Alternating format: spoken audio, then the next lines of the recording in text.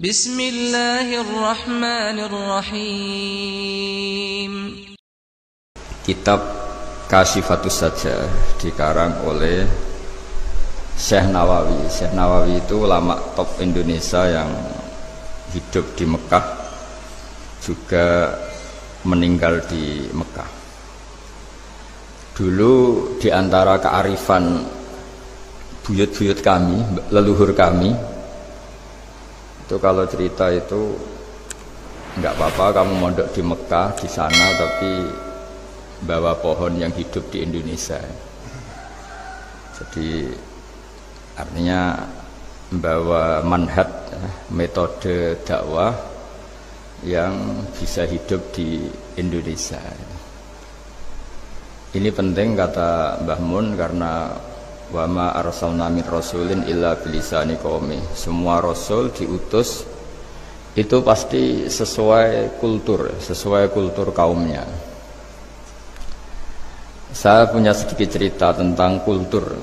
Kultur itu nilai yang disepakati masyarakat, meskipun persepsi itu salah. Saya cerita sedikit tentang keunikan kultur. Nabi Yunus itu nabi. Di mana-mana nabi itu mengajak ke tauhid, ajaran yang benar ini.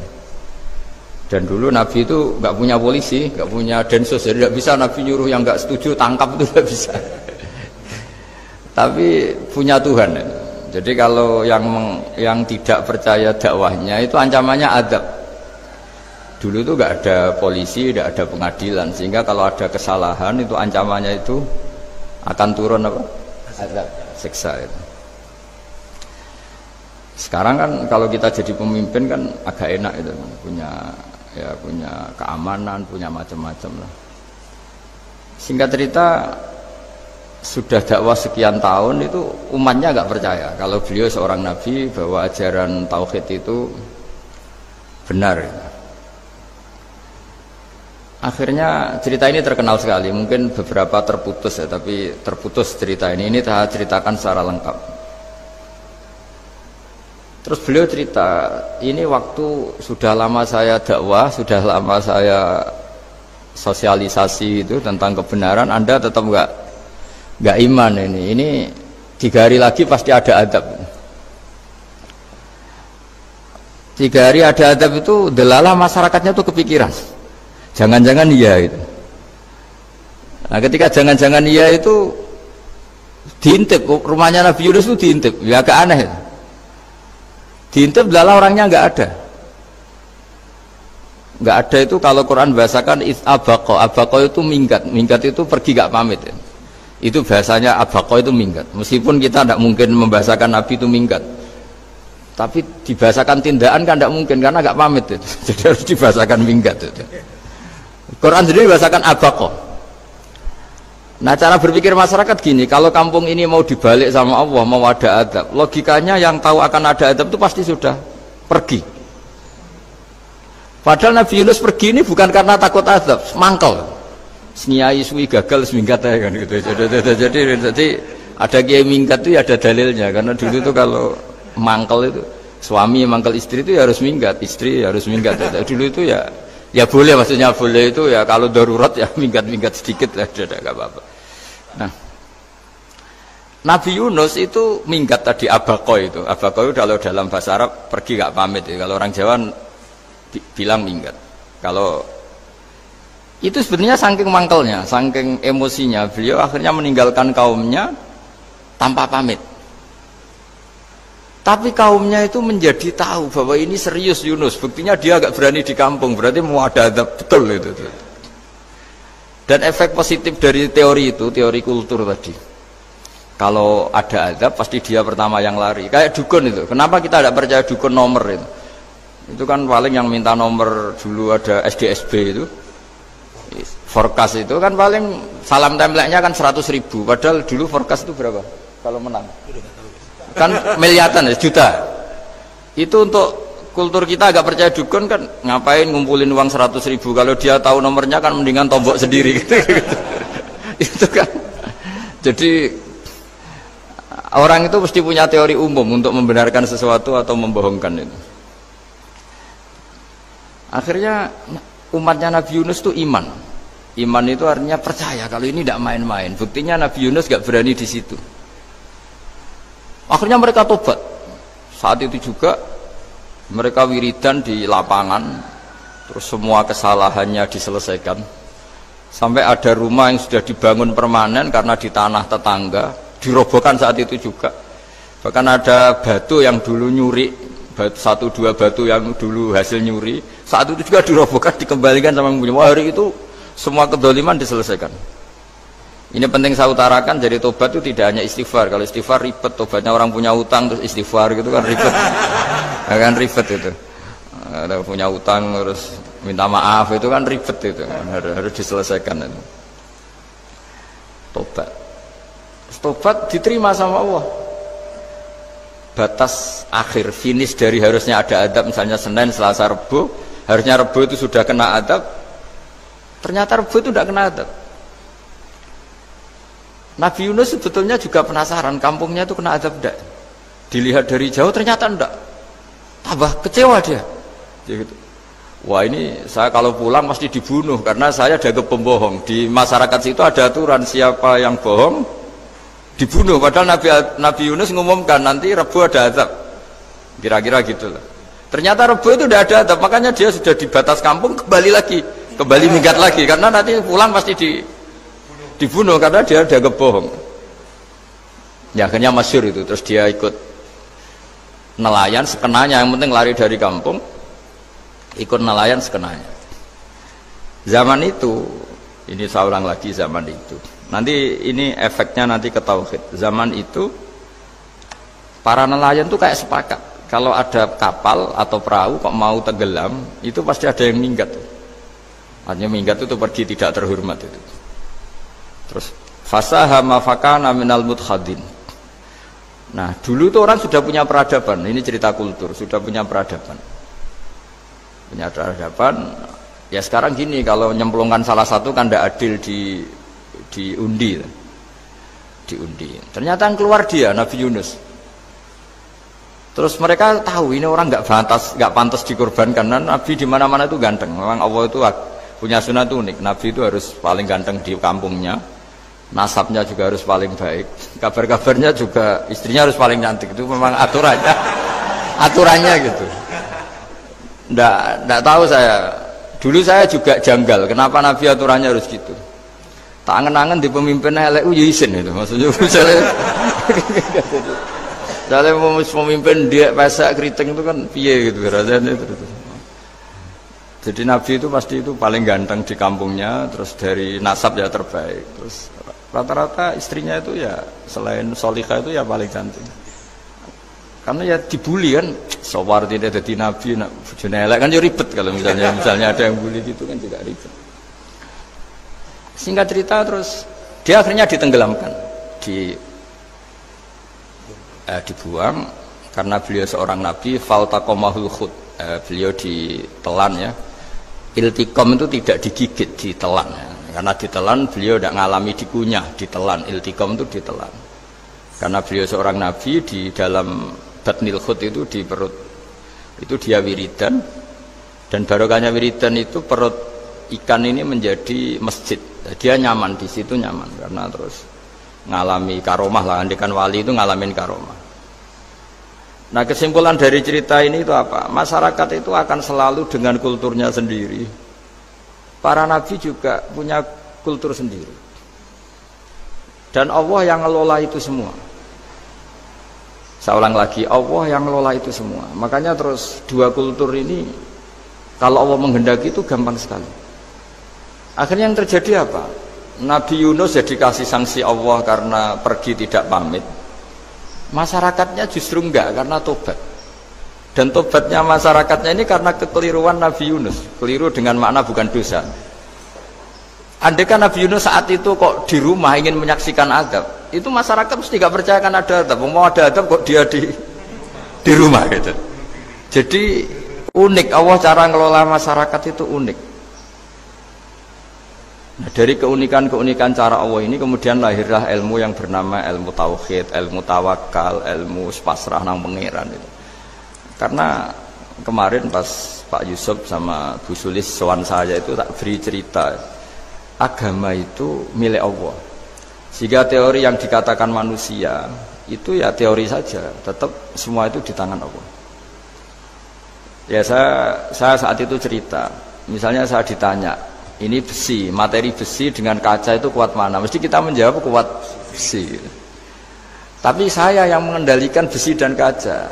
Ternyata saya punya merencanakan menghancurkan besi, menetapkan kaca ini tak simpan, akhirnya puluhan tahun. Yang ini saya rencanakan saya hancurkan itu. Andai kan si yang menjawab tadi tahu rencana saya, mesti kuat bilang kuat kaca. Gitu. Makanya contoh paling gampang tadi, dinosaurus itu hewan paling kuat malah musnah itu. Pitik yang nggak kuat sampai sekarang. Gitu. Karena Allah bikin dinosaurus itu punya rencana dihancurkan itu. Sementara ayam enggak lah, gue rame-rame dunia gitu. Sehingga ya sudah. Nah, agama itu seperti itu. Agama itu sesuai rencana Tuhan. Sehingga ini cerita Nabi. Sehingga Nabi itu kadang nggak tahu bedanya antara sesuatu yang punya data, punya perangkat-perangkat untuk menuju A misalnya, itu nggak tahu bedanya. Jadi kalau Nabi ditanya misalnya gini, onta itu lahir dari betinanya, dari indukannya bisa? Ya bisa. Lahir dari batu, jawabnya ya bisa. Kalau dia seorang Nabi pasti jawab bisa. Kalau Nabi loh ya, bukan direktur mandiri, Nabi itu mesti jawabnya bisa. Jadi kalau Nabi ditanya, mata air itu keluar dari bumi kedalaman 7 meter, bisa. Keluar dari sini, dari meja, jawabannya ya bisa. Karena Nabi itu saking dekatnya Allah, tahu betul bahwa perangkat di dunia ini tidak bisa mendikte Allah. Semua itu kehendak Allah. Logika yang terbangun Nabi itu sebenarnya gampang ya. Kalau kita teliti itu, makanya gampang itu sesuatu yang benar itu pasti bisa dijelaskan secara gampang. Nah ini ngaji tauhid biar tidak terlalu berteori terus. Karena kalau saya cerita uang pinter jenengan. Dan saya tidak ingin pinter tentang uang. Tak beri contoh. Nah ini supaya nanti kalau sampean suatu saat meninggal ketemu Mungkar Nakir itu tahu cara menghadapi. Nanti tak warai tekniknya itu. Tak warai tekniknya itu. Bocorannya tadi. Makanya ada cerita agama ini baik sekali. Orang bocorkan ujian nasional itu kriminal, bisa ditangkap Pak Rosidi itu.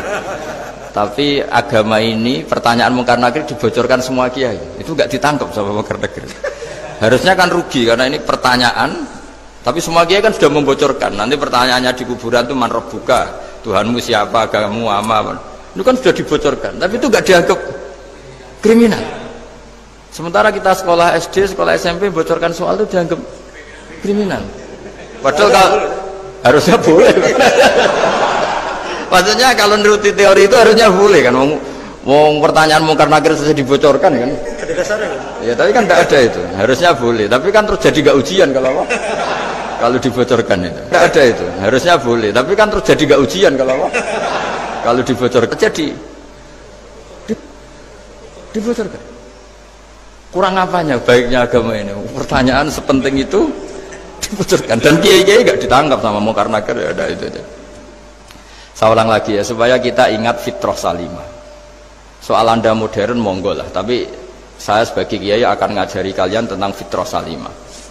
Jadi kalau kamu itu benar-benar beragama, ini misalnya kertas, ini lempengan baja. Kalau kamu beragama, ya terserah jenengan.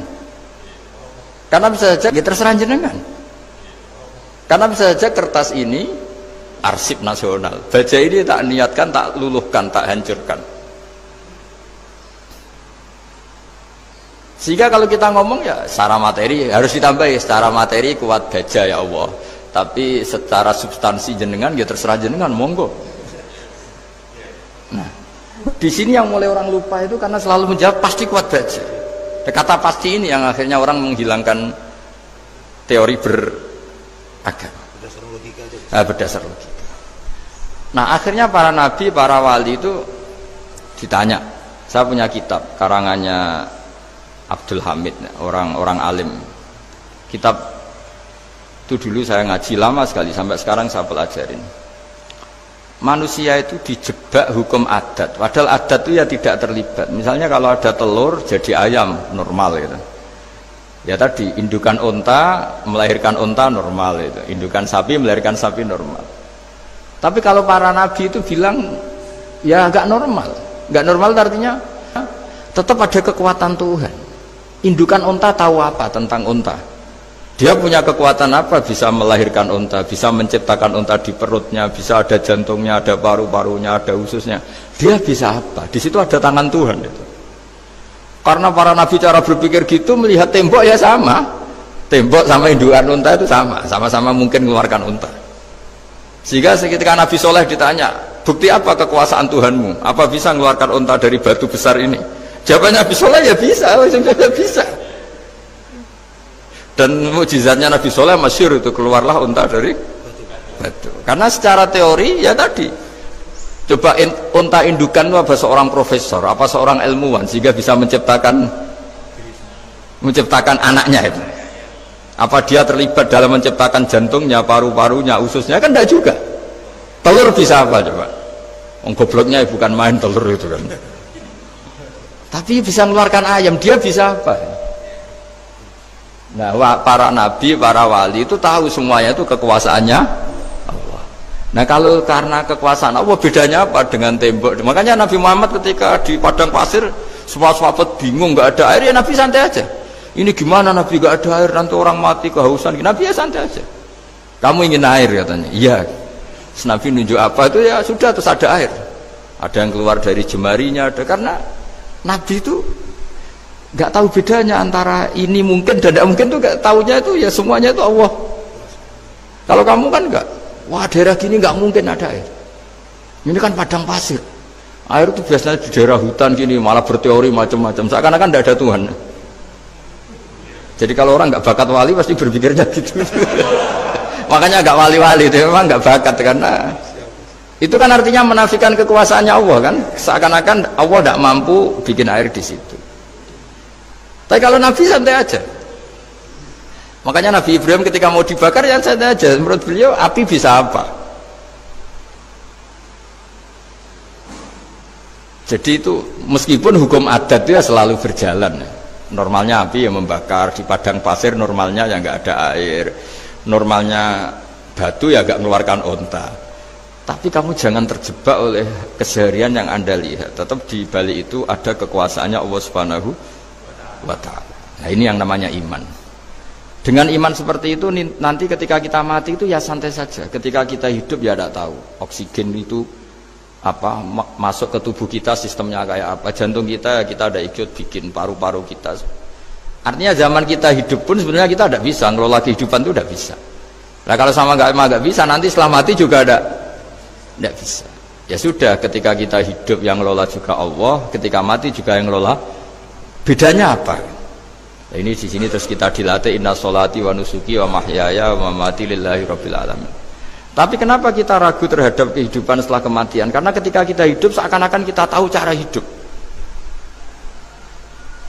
Makanya Allah itu tersinggung betul ketika ada orang merasa bisa ngelola cara hidupnya. Makanya kata Allah, kalau gojlok orang-orang yang kepedean itu, kalau kamu top, mbok jangan mati.